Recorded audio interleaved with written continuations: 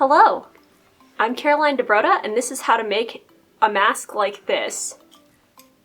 The special features of this mask include the pleats, which allow it to expand over the face, a dart for the nose, a dart for the chin, and particularly 2 channels on either side that allow you to loop a string or piece of bias tape through so that the mask can be put on like this.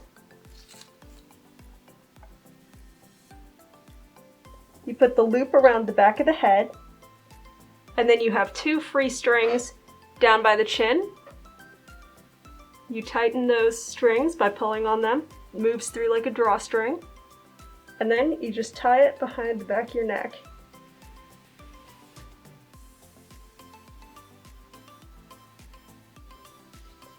The mask itself is pretty comfortable, and as you can see, it does a good job of staying on around the nose and around the chin.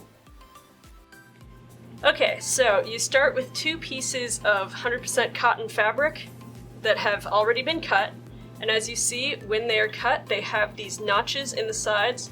Those will be important later for knowing where to put the pleats. So you take them and you put them wrong sides together, one on top of the other, and you align them, aligning those notches whenever possible. You could pin this, I'm not going to. Now what we're going to do is, just using a straight stitch, stitch all the way around the edge at about a seam allowance of like 1/4 of an inch, just all the way around, binding those 2 pieces together.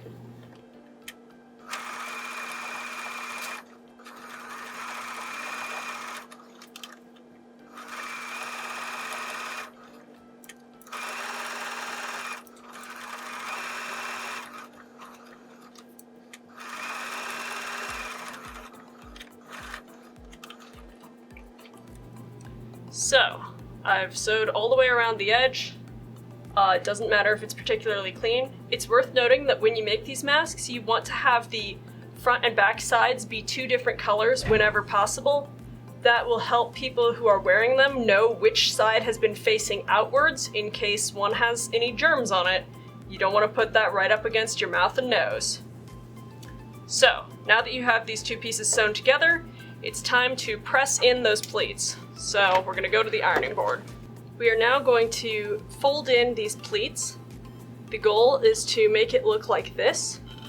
As you might be able to see, the pleats kind of nest together, and they are marked on the cuts that were part of the original design. Take your piece and put it with whatever you want to be the front side of the mask upwards. The top of the nose part is this more pointed part. The chin part is the less pointed part. First, you're going to fold on this line between the first 2 notches. Folding backwards. And press that with a hot iron. Set that in place.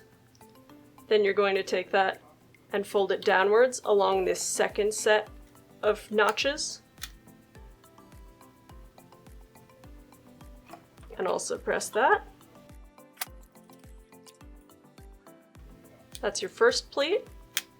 Your second pleat will happen in just the same way. Next 2 notches, fold along them, folding backwards.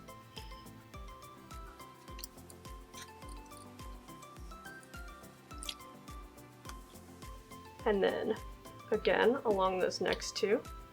You want to make pleats that sort of nest within each other like this. If they're a little bit off, it doesn't matter.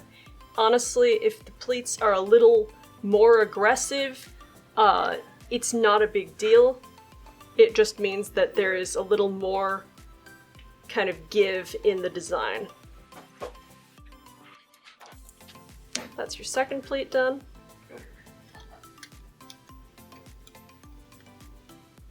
Third one, again, folding downwards.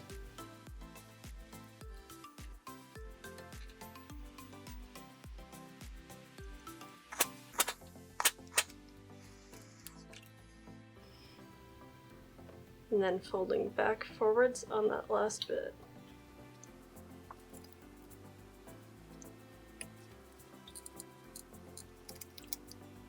Okay, so that is the pleats ironed in all the way. Iron it however much you need for them to be crisp and stay in. You want to have your kind of gutters pointing downwards this direction so that you get sort of a zigzag from the side.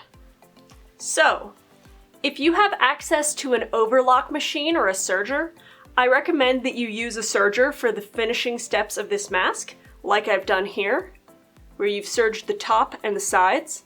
However, I know that not everyone has access to such a machine, so I'm also going to be showing you how to do it just with a standard sewing machine. I'm going to show first the sewing machine and then the serger methods for the same set of 2 steps. Other than that, it should be exactly the same construction for both styles.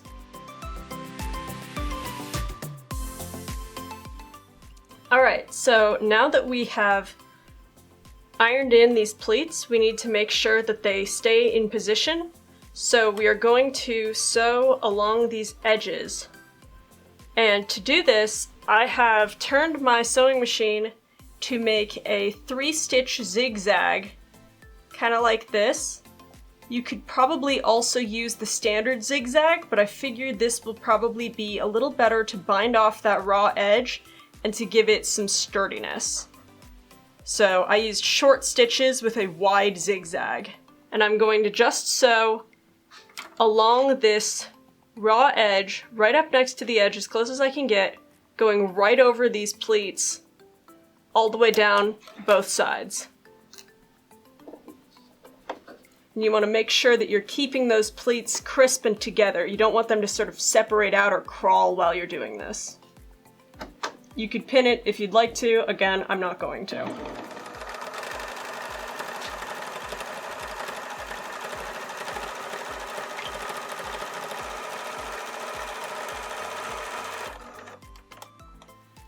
So I've sewn pretty much right over the edges there.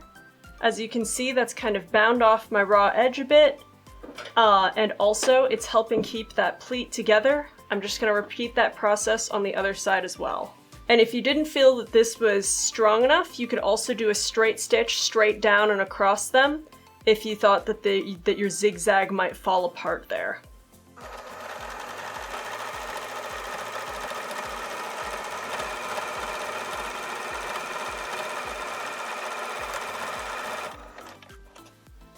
Alright, so it's been bound on both sides, and those pleats are just locked in by that binding. And also, having done the zigzag will help keep that raw edge from fraying on you. You might have a couple little bits that get out, but overall those zigzags will really hold it together. This next step is what you would do if you have a serger.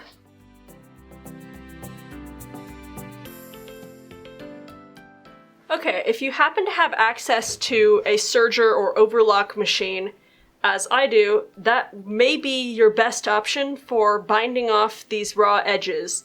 So, what I'm going to do is carefully feed these edges into the serger machine, cutting off only the very smallest amount possible. And when I do these, I'll usually do many of them all at once. I'm going to just chain 2 together so you can see my process. Again, you'll want to make sure that those pleats don't crawl on you or pull outwards while you're trying to run them through the machine. So just go nice and slow and keep it as steady as possible.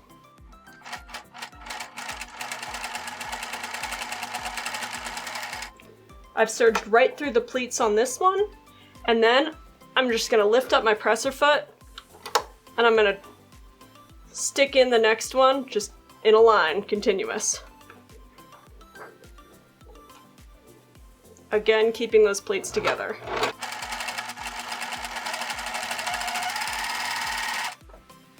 Now both of those have the pleated edge bound off very nicely, and they are chained together. I'm going to leave them chained together, and I'm just going to do the same thing on the other side.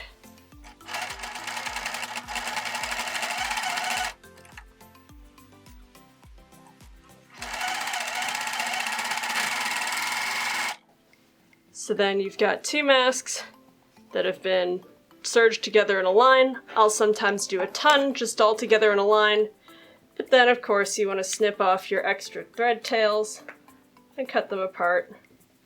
And then the result is effectively the same as what you had if you'd used the sewing machine. So you've bound off this raw edge, only here we've serged it off, and it has managed to help keep those pleats together.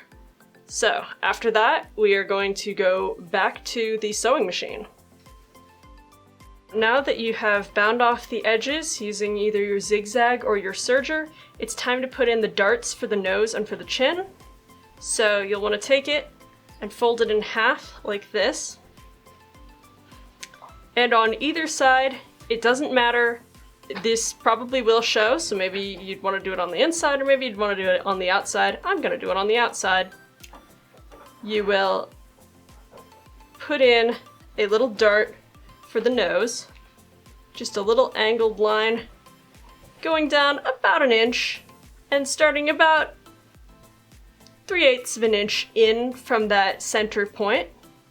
And when you do that, you want to go down and reverse and go back down and reverse to make sure that it's nice and tight and that that stitch won't pop out, as it will probably want to do.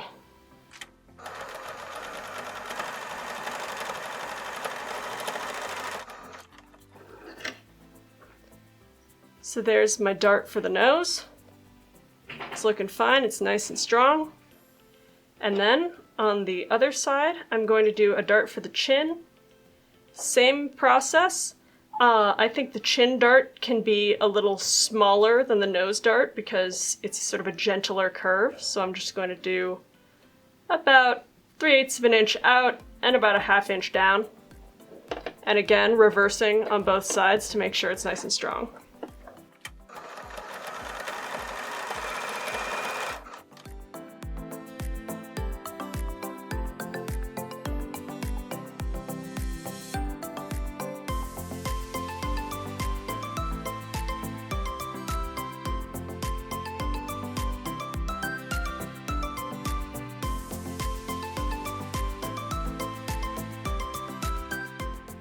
Now that you have the nose and chin darts in place, we're going to want to finish off this raw top edge and raw bottom edge. So again, if you have a sewing machine only and not a serger machine, you'll want to go to a zigzag stitch of some type. For this one, it doesn't need to have a ton of structural stability, so you could use a two-step zigzag or perhaps a 3-step. I think I will try to use a 2-step zigzag for this one. And then all you're gonna need to do is zigzag along that top edge, getting as close to that raw edge as you possibly can. And when you get to this little fin from your nose dart or your chin dart, just tuck it in one direction or the other and sew right over it. And you'll do that on both the top and bottom.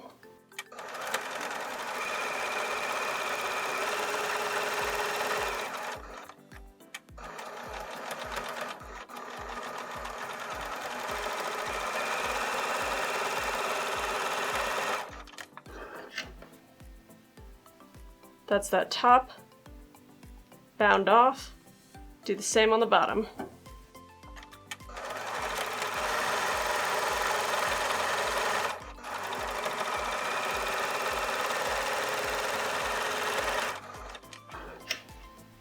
Alright, top and bottom have both been bound off, so those edges aren't super raw anymore and they're less likely to fray. Now it's time to fold and make that little channel that will hold your strap.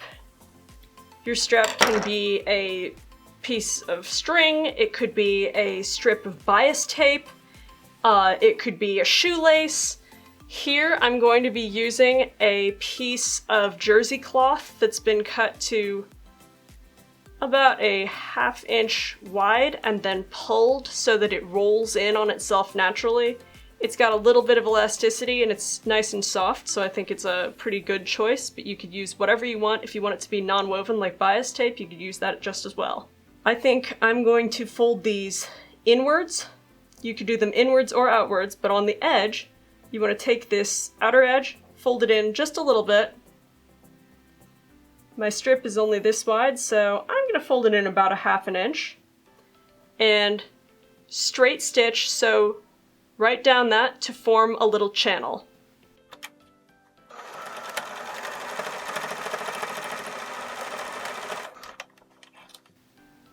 So that's my little channel locked in. I'm going to repeat the process on the other side, folding in about 1/2 inch.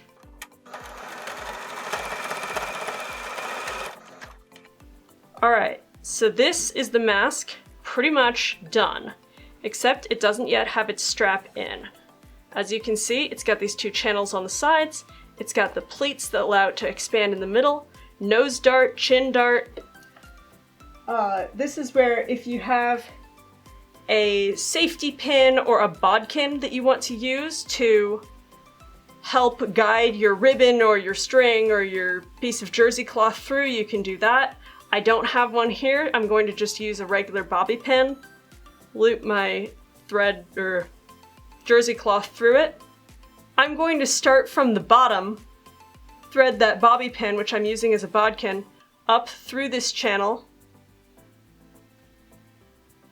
pull it out the other side, and it's going to pull my string along with it, pull through a little bit, then I'm going to come over to the other side and just go straight down through the other channel. Alright, so then you just pull it through the other side so that you have the loop at the top and the free strings at the bottom, kind of like an apron. And there you have it. Here's your finished mask. I think it's particularly nice because this edge, while a little bit rough from the just zigzagging the edges, if you have a serger, this could be a serged edge. And if you have any other stitches that you'd like to use on a standard sewing machine as an overlock stitch, you're welcome to use those anywhere where we used it to bind off a finished edge as well.